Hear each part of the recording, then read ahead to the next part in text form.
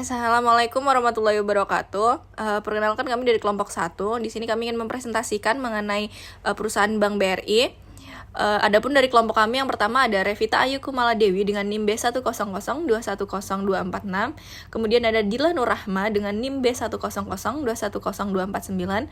Kemudian ada Angelica Gladi Widyananda dengan NIM B100210255. Kemudian ada Viola Fertiana Oktaviani dengan NIM B100210256.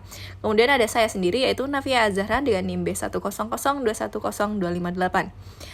Deskripsi dari perusahaan ini yaitu yang pertama ada Bank Rakyat Indonesia atau BRI adalah salah satu bank milik pemerintah yang terbesar di Indonesia. Bank Rakyat Indonesia BRI didirikan di Purwokerto, Jawa Tengah oleh Raden Bey Arya Wirjatatmadja tanggal 16 Desember 1895. Untuk mendukung kegiatan bisnisnya hingga akhir tahun 2022, bank ini memiliki 449 unit kantor cabang dan 13.863 unit ATM yang tersebar di seantero Indonesia. Kemudian Bank BRI senantiasa memberikan kemudahan dan kecepatan dalam merespon berbagai kebutuhan nasabah.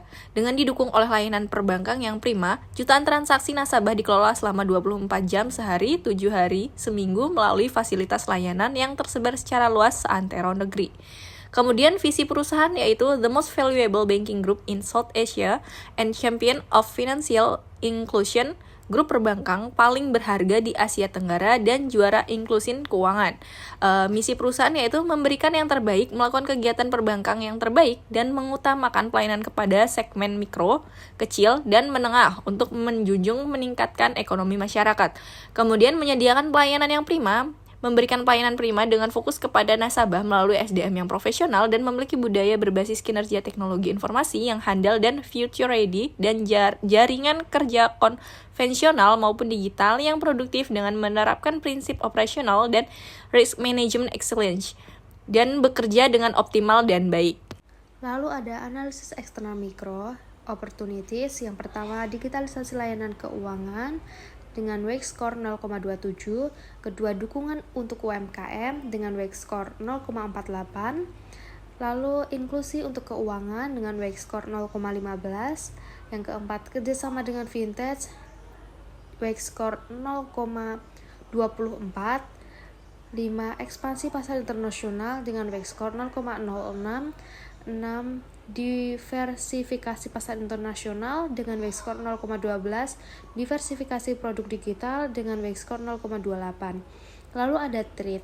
Yang pertama, persaingan dari vintage dan bank digital dengan WACC score 0,15. Yang kedua, krisis ekonomi global dengan WACC score 0,06. Ketiga, ada regulasi yang ketat dengan WACC score 0,16.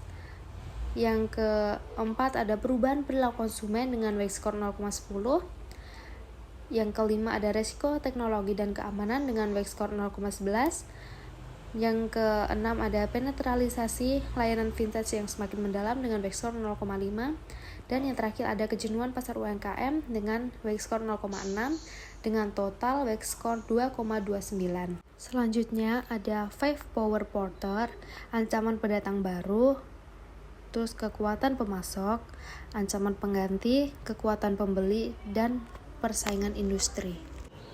Selanjutnya, analisis internal. Strategi yang pertama memiliki SDM yang berkualitas yang mana didominasi karyawan dengan tingkat pendidikan S1 dengan nilai akhir WACC score 0,44. Yang kedua, perusahaan membagikan dividen secara rutin dengan nilai WACC score 0,36. Yang ketiga, BRI mengalami peningkatan laba bersih pada tahun 2023 dengan WACC score 0,21. Yang keempat, pengelolaan data BRI pada tahun 2023 mencapai 3,88 dari 500 dengan WACC score 0,27. Yang kelima, BRI melayani nasabah melalui 7.764 unit kerja, 686.128 jaringan external dan 740.818 agen BRI Link dengan WACC score 0,48. Yang keenam, BRI mengalami peningkatan asen dalam setahun dengan nilai WACC score 0,24. Yang ketujuh, memiliki rencana marketing bulanan atau RMB dan rencana marketing tahunan atau RMT dengan nilai akhir WACC score 0,40. Yang kedelapan, memiliki manajemen action plan dengan WACC score 0,24. Selanjutnya, analisis internal wage growth. Yang pertama, terjadi peningkatan NPL gross atau total jumlah kredit bermasalah di bank dari setahun terakhir dengan nilai akhir wage score 0,02. Yang kedua, meningkatnya penyimpanan atau internal fraud pada pegawai tetap Bank BRI dengan nilai wage score akhir 0,03. Yang ketiga, minimnya sumber daya yang dapat memperbaiki permasalahan di bidang IT dengan nilai akhir wage score 0,12. Yang keempat, minimnya biaya promosi yang dilakukan Bank BRI dengan nilai wage score akhir 0,05. Yang terakhir yaitu koordinasi yang belum berjalan dengan baik dari kantor pusat hingga unit terkecil dengan nilai akhir wage score 0,08. Selanjutnya ada analisis SWOT. Matriks SWOT sebagai berikut. Yang pertama ada strength, memiliki SDM yang berkualitas yang mana didominasi karyawan dengan pendidikan S1. Kedua, perusahaan membagikan dividen secara rutin. Yang ketiga, BRI mengalami peningkatan laba bersih pada tahun 2023. Keempat, pengelolaan data BRI pada tahun 2023 mencapai 3,88 dari 5,00. Kelima, BRI melayani nasabah melalui 7.764 unit kerja, 686.128 jaringan e-channel, dan 740.818 agen BRI Link. BRI mengalami peningkatan aset dalam setahun. Yang ketujuh yaitu memiliki rencana marketing bulanan atau RMB dan rencana marketing tahunan atau RMT. Weakness-nya yang pertama terjadi peningkatan NPL gross atau total jumlah kredit bermasalah di bank dari setahun terakhir. Kedua, meningkatnya penyimpanan internal fraud pada pegawai tetap Bank BRI. Yang ketiga, minimnya sumber daya yang dapat memperbaiki permasalahan di bidang IT. Yang keempat, minimnya biaya produksi yang dilakukan Bank BRI. Yang kelima, koordinasi yang belum berjalan dengan baik dari unit kantor pusat hingga terkecil. Selanjutnya ada opportunities. Yang pertama, digitalisasi layanan keuangan. Kedua, dukungan untuk UMKM. Ketiga, inklusi untuk keuangan. Empat, kerjasama dengan vintage. Yang kelima, ekspansi pasar internasional.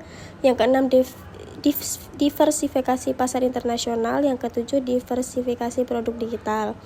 Yang selanjutnya ada trade, yaitu persaingan dari vintage dan bank digital. Kedua, krisis ekonomi digital. Ketiga, regulasi yang ketat. Keempat, perubahan perilaku konsumen. Yang kelima, risiko teknologi dan keamanan. Selanjutnya yaitu SO atau strength opportunity, yaitu menggunakan strength untuk mengatasi opportunity. Yang pertama yaitu memanfaatkan jaringan luas untuk memperkuat penetrasi digital di daerah terpencil S1, S4, S5, O6, dan O7. Yang kedua, memperluas layanan pembiayaan UMKM dengan dukungan kebijakan pemerintah S3, S6, S7, O2, O3, dan O4. Yang ketiga, mengembangkan produk berbasis teknologi untuk meningkatkan daya saing S2, O1, dan O5. Kemudian WO atau weakness opportunities, yaitu menggunakan weakness untuk mengatasi opportunities. Yang pertama, mengadopsi teknologi digital untuk memperbaiki layanan dan menghadapi persaingan vintage W3, O1, O2, O4. Yang kedua yaitu diversifikasi produk untuk mengurangi ketergantungan pada suku bunga W4, O6, O7, dan O3. Yang ketiga yaitu meningkatkan efisiensi operasional di jaringan cabang besar melalui digitalisasi, yaitu W1, W2, W6, dan O5. Selanjutnya ST atau strength traits, yaitu yang pertama menggunakan reputasi dan skala besar untuk bersaing dengan vintage dan bank digital S1, S3, S5, S6, T1, dan T4. Yang kedua, mengelola risiko makroekonomi melalui diversifikasi portofolio kredit, yaitu S4, S7, T3, dan T5. Selanjutnya WT atau weakness trait. Yang pertama, melakukan restrukturasi kredit untuk memitigasi risiko kredit di segmen UMKM W1 dan T1, meningkatkan kualitas manajemen risiko untuk menghadapi ketidakpastian ekonomi global W2, W3, W4, T2, T4, dan T5. Untuk BCG-nya, Bank BRI berada di relative market share, yaitu dengan poin 1,2, dan market growth rate-nya berada di 12%, menempati posisi star. Sedangkan untuk pesaingnya ada BCA dengan relative market share-nya 0,8 dan market growth rate-nya 12% yang berada di posisi star. Kemudian untuk pesaing lainnya yaitu ada Mandiri dengan relative market share-nya 1,0 dengan market growth rate-nya dengan 5%. Untuk Mandiri ini berada di COW atau SAPI. Untuk alternatif strategi yaitu Bank BRI di internalnya itu terdapat poin 2,9 dan untuk poin eksternalnya 3,09 yang mana menempati posisi kuadran 2 dengan rata-rata 2 sampai 2,99. Adapun strateginya itu ada merger, integrasi horizontal, dan aliansi strategis. Selanjutnya, strategi terpilih beserta checklist. Strategi terpilih beserta checklist yang baiknya digunakan oleh Bank BRI yaitu kuadran 2, yang dimana terdapat strategi 1. Market development, 2. Market penetration, 3. Product development, 4. Horizontal integration, 5. divestiture, 6. liquidation. Di antara 6 strategi tersebut, kami memilih 2 strategi, yaitu horizontal integration dan market development, yang dimana kedua strategi tersebut memperoleh poin 80% dari 100%. Sekian presentasi dari kelompok kami. Apabila ada salah kata, mohon dimaafkan. Terima kasih. Wassalamualaikum warahmatullahi wabarakatuh.